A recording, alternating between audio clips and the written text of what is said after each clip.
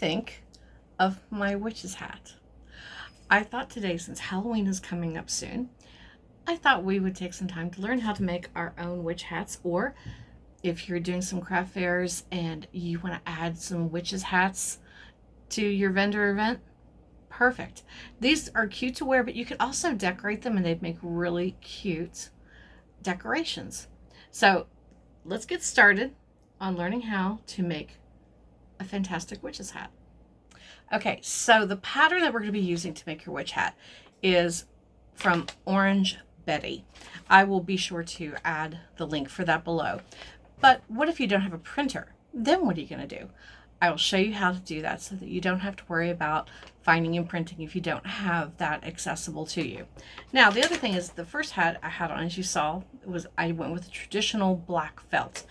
In the picture, she does this fantastic charcoal gray, and I really love that. So I went and found the material at Joann's, and the material that we're using, it is a felt, but it's not crafting felt.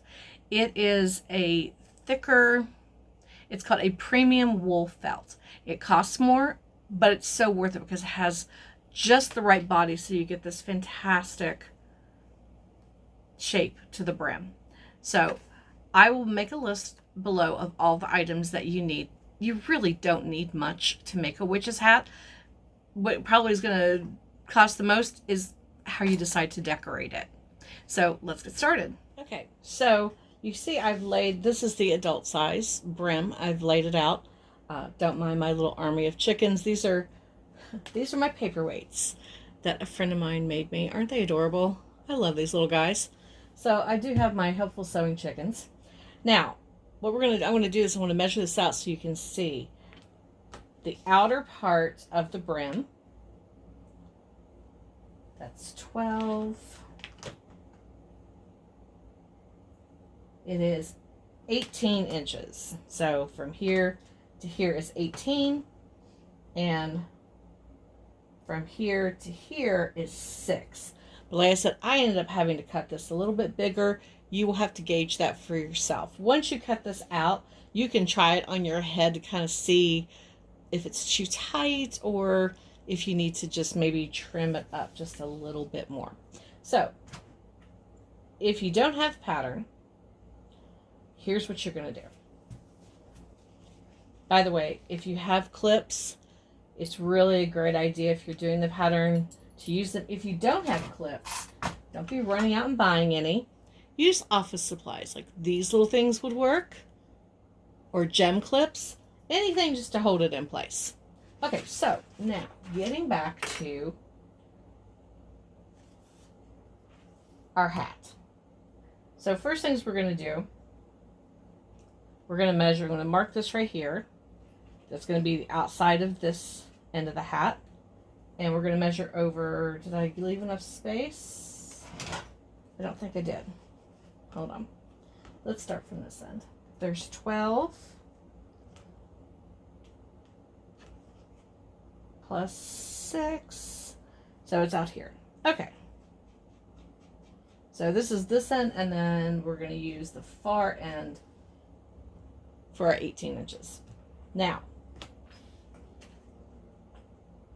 from the base, I'm going to show this again. There you go. So from here to the top is 9 inches.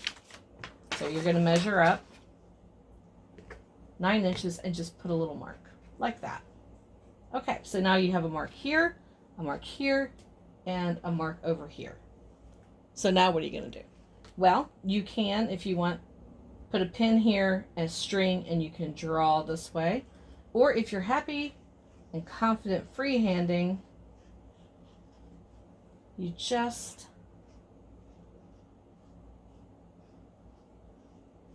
there you go. I need to make my little marks a little darker. There we go.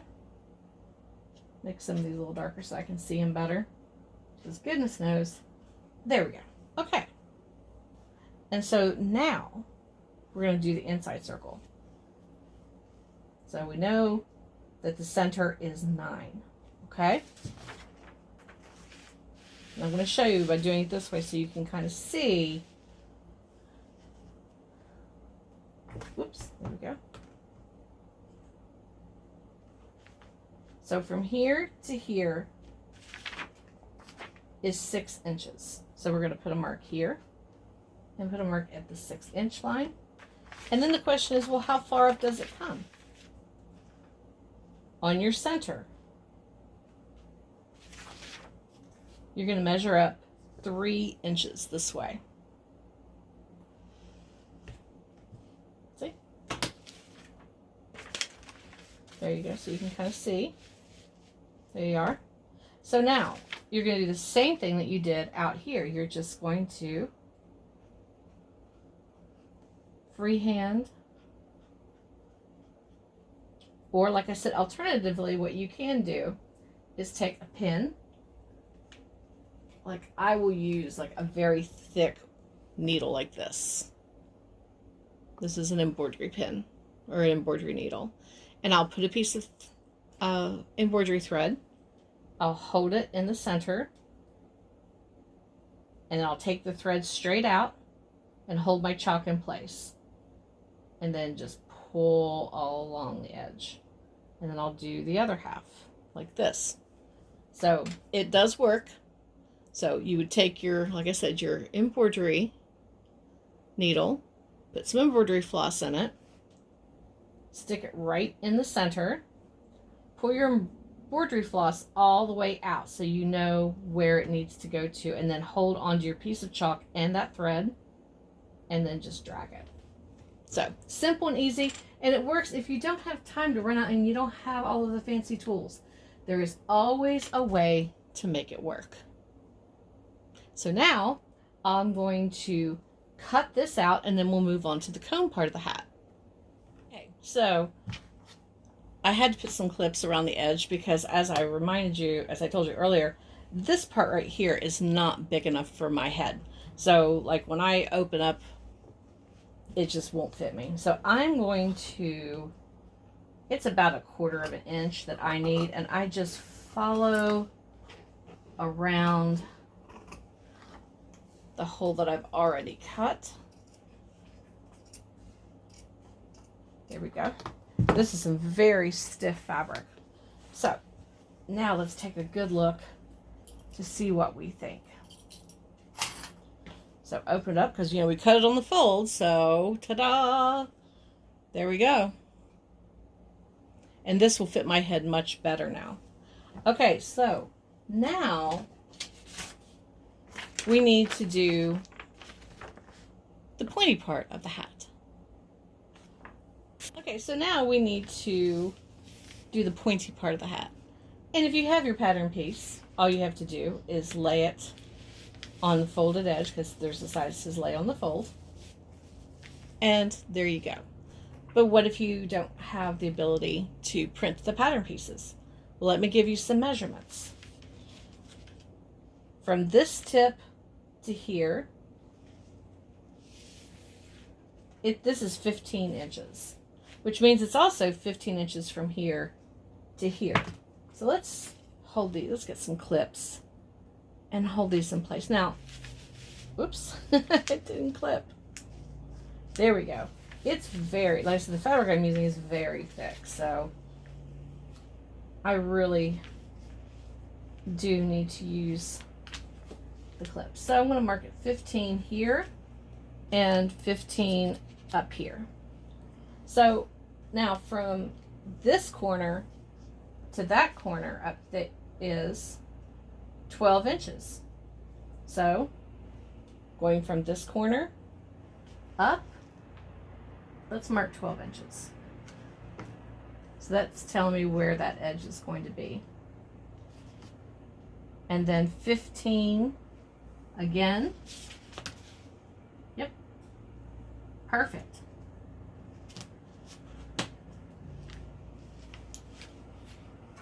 So let's go through. So we know we need 15 inches from here to here. So we put a mark here and we put a mark here. Now, For the base, we know we need 12 inches from this point to this point.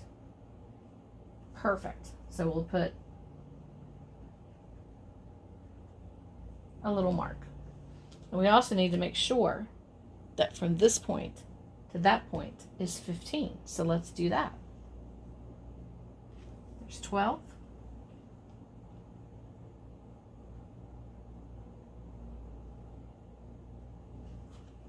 Perfect. Okay.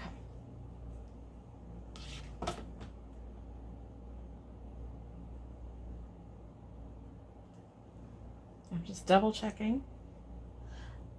Here we go. Since my head is bigger, I'm actually taking this measurement up just a little bit, just because I want it to fit my head. Okay, so now you could draw a straight line, but that's not what you want to do. So what we're going to do is we're going to take our pin again. You can put a piece of thread, hold it here, pull that piece of thread all the way down here, and then make a rounded edge. Like that. Or if you want to freehand it, because maybe you're brave that way, you can do that. Then, from here to that line,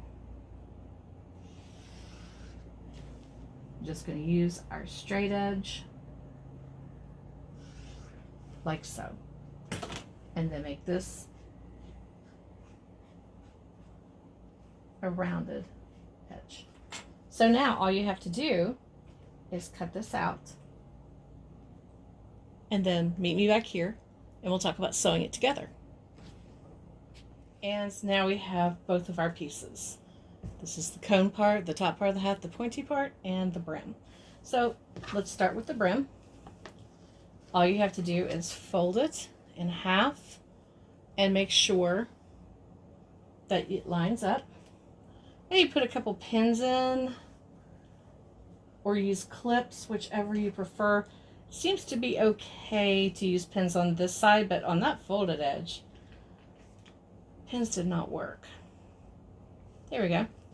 So now, all you're going to do, you're going to sew from here all the way down. Okay, so let's do that and meet me back here. Okay, so we've got it sewed together. Now, what you may need to do, and I will do, it was sewn at 3/8 of an inch seam allowance, so I am going to trim that a little bit closer to the thread or to the seam, and then snip across the very top. Do not hit your stitches, but just snip across the top as close to the thread as you can without clipping it. That will help so you get a nicer point at the top once we turn it. So let's go ahead. Listen, I'm just going to trim up as close to the threads as possible. Be careful not to hit them, otherwise you're going to be heading back to the machine. And there we go. All right, so now comes the trick of turning it. You're probably going to want a chopstick or something that is pretty sturdy, particularly if you're using the thicker premium wool felted material. So I reach my hand up inside and then I just start pressing it in. This is the tough part. There we go. Now I got it. Okay. So you have to turn it like so. As you can see, the top is not through yet. That is what the trusty chopstick is for. So start pushing that through. There we go. Looking better. Looking good. I use the other end to get the very tip. There we go. All right, so now we have the cone part of the hat.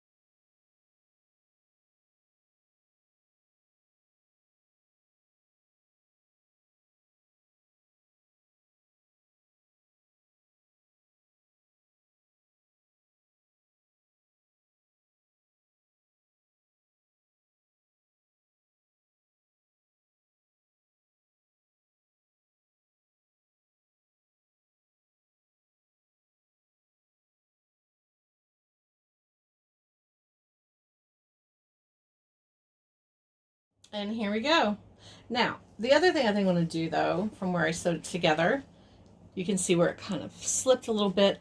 I am going to trim, again, as close to the stitches as possible. And then we have to decorate it. And so we are done. I really love this charcoal gray. It's nice. It's a little different than the traditional black.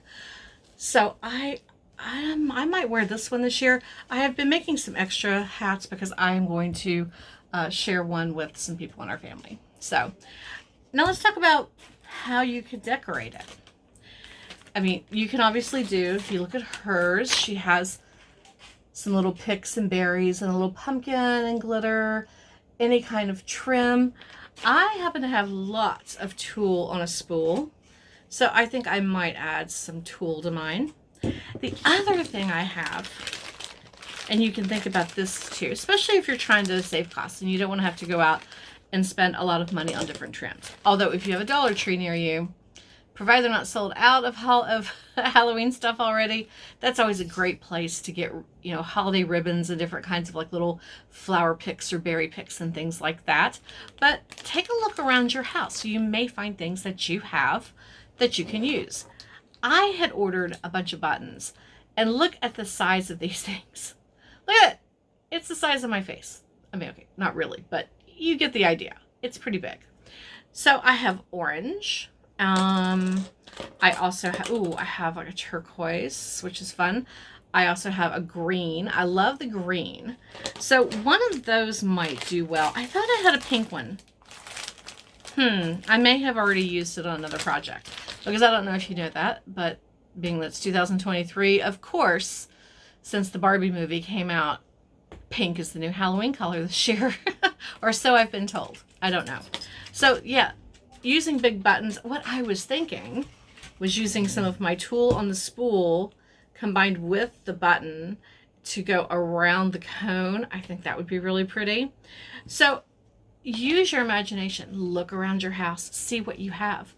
Do you have, you know, are you like me and you save like every little piece of trim? You could make, take all of your trims together and make a tassel to add to, you know, somewhere on the hat, almost like a feather, like on the side, like through here. You could add like a tassel to it, made from all of the extra little pieces of ribbon and stuff that you hold on to. So I hope you enjoyed this very quick tutorial today. I will make sure that I post a couple of pictures at the end of this after I decorate these, just so you can get some ideas. So happy sewing!